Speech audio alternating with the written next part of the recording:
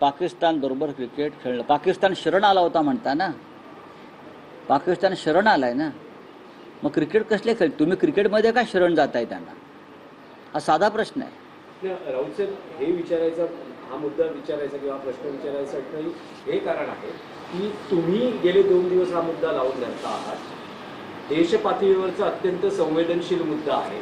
अशा वेळेस India alliance मधले अन्य मित्रपक्ष किंवा महाविकास आघाडीतले अन्य मित्रपक्ष यांचीही तीच भूमिका आहे. मी त्यांच्या शरद पवारांनाही हा प्रश्न विचारण्यात आला होता, त्यावर त्यांनी आपलं मत व्यक्त केलं. काँग्रेस पक्षानं याविषयी परखड मत व्यक्त केलेलं तुम्ही पहा तुम्ही. शरद पवारांची भूमिका याच्याविषयी माझ्याकडे माहिती नाही. ते क्रिकेटच्या प्रशासनामध्ये काम करतात.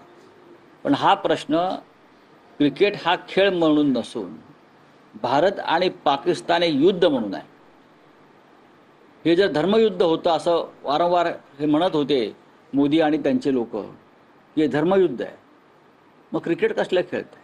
पाणी बंद केलं, त्यांच्याबरोबर व्यापार बंद केला, त्यांचा व्हिसा बंद केला, म्हणजे मेडिकल व्हिसाही बंद केला सरकार. हे माहिती असेल तर सांगतो तुम्हाला.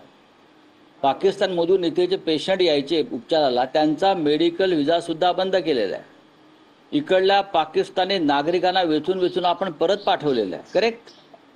मग आता क्रिकेट कशा करता खेळताय तुम्ही त्यांच्याबरोबर? का? कुठला पैसा तुम्हाला? हा कोणाचा व्यापार आहे क्रिकेटमध्ये? कोण याच्यामध्ये आहे?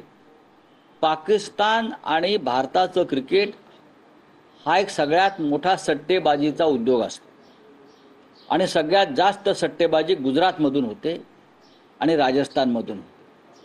मुंबईनंतर काय म्हणतो मी, ऑनलाईन गॅम्बलिंग भारत पाक क्रिकेटवर सगळ्यात जास्त गुजरातमधून होतं आणि इतर काही भाग असतील. त्यांच्यासाठी खुली सूट दिली आहे का?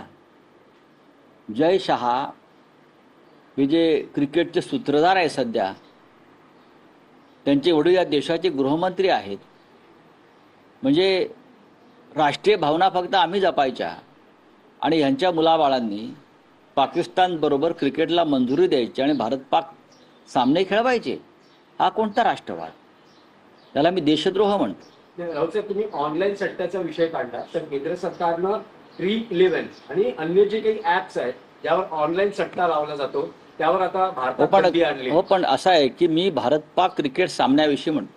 सट्ट्याचे आणि ऑनलाईन गॅम्बलिंगचे इतर सुद्धा अनेक प्रकार आहेत जे कागदावर नाहीत आणि ते मॅक्झिमम गुजरातच्या भूमीवरूनच चालतात आणि काही प्रमाणात राजस्थानमधल्या भागातून चालतात, मध्य प्रदेशातून चालतात आणि लाखो म्हणजे हजारो कोटी रुपयांचं ही उलाढाल असते भारत पाक क्रिकेट सामन्यामध्ये.